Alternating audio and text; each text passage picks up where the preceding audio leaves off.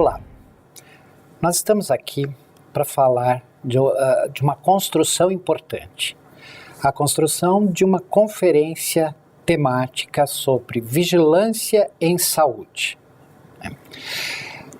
É um momento importante porque a gente está construindo ou contribuindo para a construção de uma política estadual de saúde, de vigilância em saúde e, consequentemente, fazer uma reflexão e uma colaboração para a Política Nacional de Vigilância em Saúde.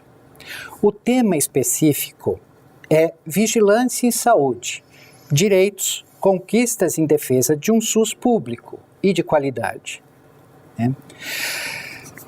Para este tema, nós temos algumas reflexões.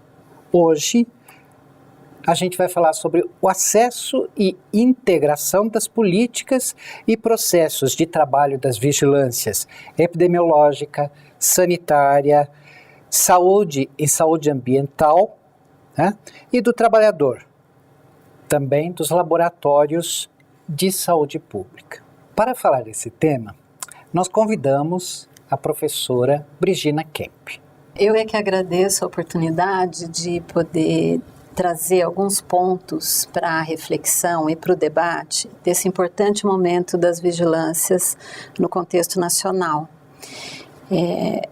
Ao falarmos de acesso e integração das vigilâncias, um assunto extremamente desafiador para as equipes e para os gestores.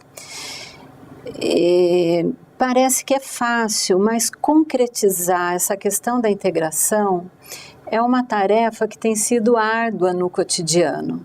Embora nós tenhamos muitos documentos de diretrizes, muitos aspectos conceituais na literatura, mas na hora de praticar de fato a integração, ela não é assim tão simples.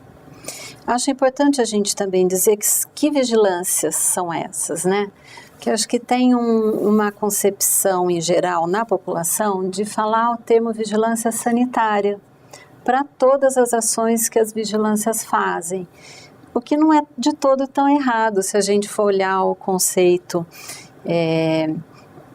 onde nasce essas práticas. Mas quando a gente fala de vigilâncias, nós estamos falando da vigilância sanitária, que é um modo de trabalhar, tem um saber, um conhecimento, uma tecnologia para desempenhar suas ações. Aí a gente fala de uma outra vigilância, que é a vigilância epidemiológica, que tem um outro saber, uma outra tecnologia. Temos também a vigilância em saúde ambiental, temos a vigilância em saúde do trabalhador e, para dar suporte para tudo isso, os laboratórios de saúde pública. Então é dessas vigilâncias que nós estamos falando. Bem, o acesso à população, ele vai se dar na medida em que as vigilâncias, as práticas das vigilâncias, forem incorporadas por todas as unidades de saúde. Especialmente eu quero destacar o papel da atenção básica, porque na atenção básica hoje ela é tida como a coordenadora do sistema de atenção. E uma das estratégias da atenção básica são as equipes da saúde da família, que estão trabalhando ali no território, ali pertinho das pessoas. Então, a hora que a gente incorpora as práticas da vigilância nas unidades de saúde, nós estamos propiciando o acesso dos cidadãos a essas práticas, a essas ações. E uma outra coisa que tem que ser pensada é um canal de comunicação da população com a vigilância. Bem, para que isso aconteça, é importante que tenha um modelo de gestão adequado.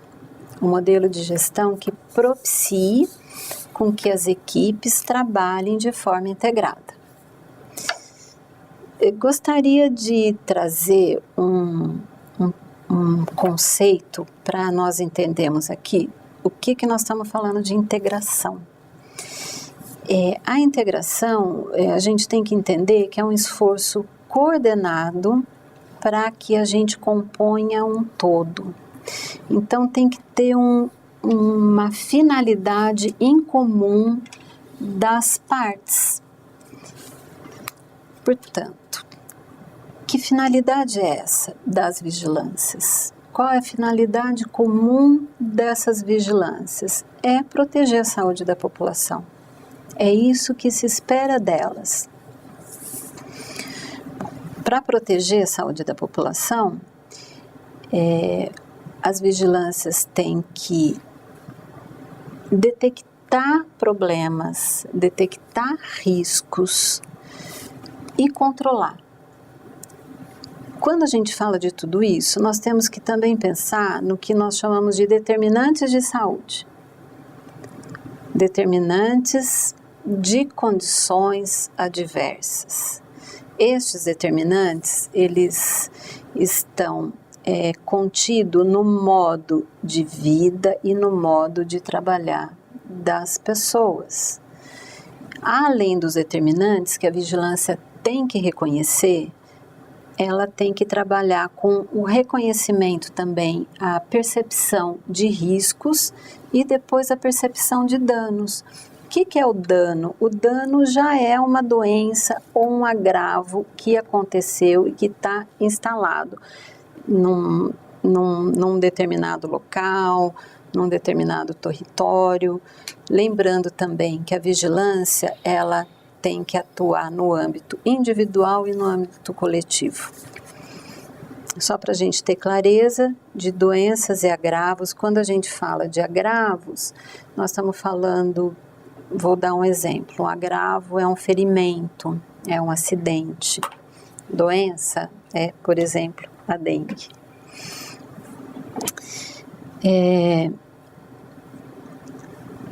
Bom, então, um conjunto de ações coordenadas dessas vigilâncias é que vai permitir com que eu conheça esse todo.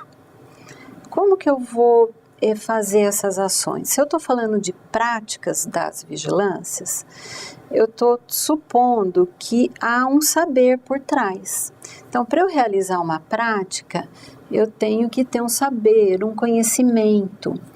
Esses saberes, eles provêm do campo de conhecimento da saúde, mas também deve necessariamente vir de outros campos de conhecimento, como, por exemplo, campo de conhecimento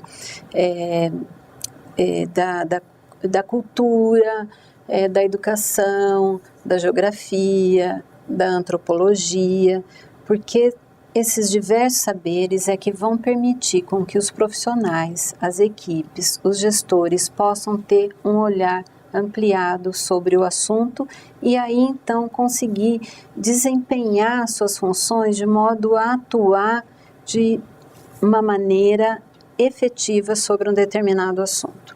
Eu gostaria de dar alguns exemplos para tornar um pouco mais compreensível do que nós estamos falando. Um deles que eu quero trazer foi uma situação vivida há uns 3, 4 anos, particularmente aqui no estado de São Paulo, que atingiu de modo diferente os municípios, mas que foi a questão da escassez da água, que nós chamamos de crise hídrica. Eu, enquanto população, eu percebo a questão até onde eu estou tendo acesso, ou como é essa integração, eu tenho que perceber para agir ou enquanto gestor, enquanto trabalhador, como fica esta relação neste tema? Sim, eu acho que para a população, ela não vai saber se lá no serviço as práticas estão organizadas de forma integradas ou não. O que ela tem um problema e ela precisa de solução. Ou ela percebe que tem riscos para a saúde dela, ou ela percebe que tem insegurança, seja a população num território, seja um trabalhador num estabelecimento, e ele quer solução. Ele quer que aquele problema seja resolvido, ou então que ele perceba que o poder público está procurando resolvê-lo. O gestor, é para o gestor e para as equipes que cabem a busca dessa integração. Porque a população quer ter respostas e quer ter canal de comunicação. E ela quer saber aonde que ela vai levar um problema e que esse problema vai ser solucionado, ou minimamente minimizado, vamos dizer assim, né? Então, ela tem que saber por onde ela vai. Então, ela tem que obter num centro de saúde, numa unidade básica de saúde, e que muitas vezes é conhecido como postinho, né? Que lá é um lugar que ela vai levar seu problema e que a equipe que está lá vai acolher, independente do que for aquele problema. Então, por isso que eu enfatizei que a vigilância, as vigilâncias têm que ser incorporadas nos serviços de saúde. E cabe às equipes e aos gestores saberem que eles têm que ter um esforço por uma finalidade comum, que é a proteção da saúde das pessoas. Somente esse esforço e a compreensão daquele problema em todas as suas dimensões é que vai permitir com que a gente leve para a população o que ela está precisando, que é proteção à saúde, se sentir segura, se sentir protegida. Tem algum exemplo prático dessa situação, professora? Eu havia pensado em dar o exemplo da crise hídrica de uma forma ampla, mas eu vou pegar e dar um exemplo focado. A falta de água numa população específica ou no estabelecimento de saúde. Então, se ela não tem água, ela vai buscar água de alguma forma para o seu consumo, para preparar seus alimentos, para a sua higiene, para arrumar sua casa. Ou ela vai encontrar uma nascente, onde ela consegue captar essa água, sem saber se essa água é própria para o consumo ou não, e ela pode, de alguma forma, pegar água e acumular em tambores ou em caixas d'água, e essa água pode não ser própria. Se essa água não estiver devidamente acondicionada, bem tapada, vedada, isso pode ser criadora do mosquito da dengue. Se ela tem falta de água, ou um estabelecimento com falta de água, pode não lavar direito os utensílios e gerar sujeira, acúmulo de sujeira, atrair roedores. Na época da crise hídrica, muitos estabelecimentos começaram a utilizar descartáveis. O uso de descartáveis pode gerar um acúmulo de resíduos no ambiente. Então, a hora que a gente começa a ver a dimensão desse problema, a gente vê que tem ação para a vigilância epidemiológica na detecção das doenças e no controle delas, da vigilância sanitária, identificar um processo de trabalho e poder orientar os estabelecimentos em cima dos seus rituais, dos seus procedimentos, a saúde do trabalhador, para que aquele trabalhador naquele estabelecimento não esteja exposto a condições inadequadas, falta de água, ou muitas vezes algum trabalhador que precisa de um banho devido ao seu processo de trabalho, resíduos orgânicos inadequadamente atraindo roedores. Então, aí entrou a vigilância em saúde mental, entrou a vigilância epidemiológica, entrou a vigilância sanitária, a vigilância ao trabalhador e o laboratório de saúde pública para poder colaborar na identificação de uma água que não é adequada para o consumo. Então, acho que esse é um exemplo que a gente pode perceber, e espero que seja um bom exemplo para que as pessoas compreendam que se eu não analisar aquela situação globalmente, eu posso ter ações compartimentalizadas e que não vão ser efetivas na solução de determinado problema. Interessante a sua colocação, professora. Então eu posso entender que a gestão me dá uma vacina, eu tenho acesso, eu vou lá e tomo. Eu não percebo, né, o quanto de ações foram desencadeadas ou poderão ser melhoradas em função daquela vacina, né? Agora, a integração destes atores, né, fazem diferença no meu cotidiano, na minha vida, porque parece tão simples, né? Eu fiz a prevenção e pronto. Ou é por aí mesmo? Quanto menos eu tiver necessidade, é porque está tudo funcionando, está tudo integrado. Como que é essa relação? Você tocou num ponto, talvez, que é a questão quando a vigilância trabalha efetivamente nas ações de prevenção. os problemas existirão. É difícil a gente não ter uma situação de risco, mas eu posso não ter uma determinada doença, essa doença deixa de acontecer, aqueles produtos que estão sendo oferecidos adequadamente para que não tragam riscos para as pessoas que vão consumir determinado produto. O trabalhador no seu ambiente não vai estar sujeito a doenças ou outros agravos.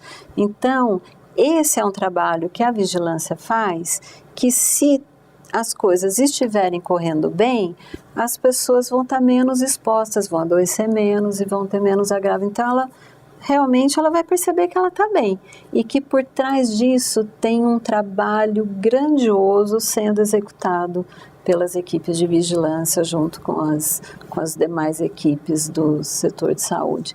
E aí eu queria lembrar de um aspecto que essa complexidade dos problemas a serem enfrentados, muitas vezes eles não são enfrentados ou não devem ser enfrentados única e exclusivamente dentro do setor da saúde.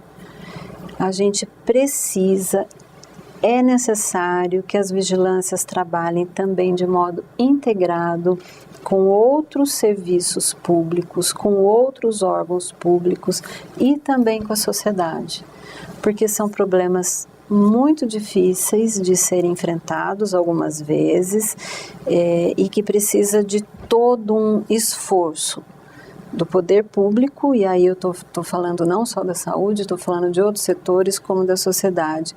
Um exemplo que todo mundo vivencia é a questão da dengue, né? E hoje com a introdução do chikungunya, do zika vírus, agora vivenciando esse problema da febre amarela, que também é uma arbovirose silvestre, com riscos, embora pequenos, mas existe um risco da urbanização, mas são problemas que a gente está vendo que a saúde sozinha é difícil, o controle do vetor é muito difícil e muito complexo. Então, só quero enfatizar a necessidade também da integração com outros setores da sociedade e do próprio poder público. Que bom, professora. Bastante esclarecedor. E acho que, para finalizar, eu ia fazer uma perguntinha bastante...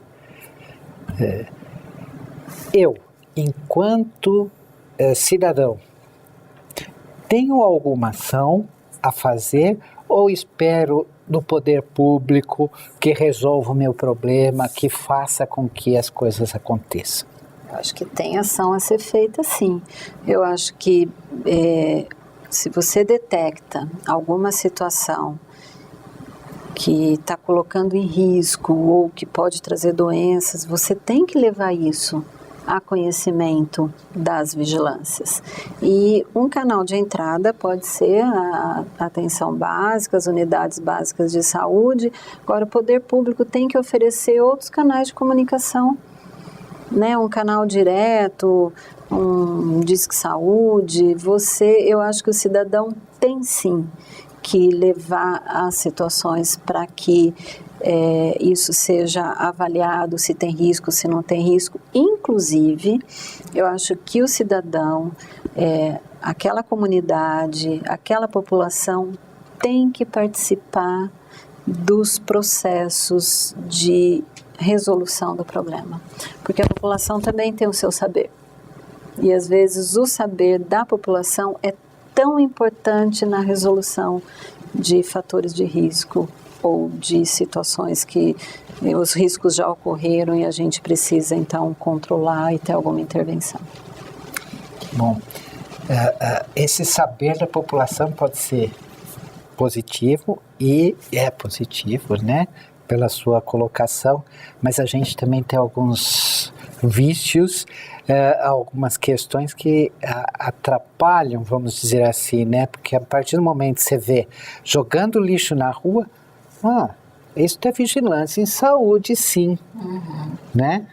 Sim, entendo o que você está falando. Você está falando de por exemplo, se fala tanto em não ter criadouros por conta, e algum motivo faz com que eu mantenha um pneu a céu aberto, eu mantenha uma caixa d'água a céu aberto destampada, eu jogue resíduo na rua.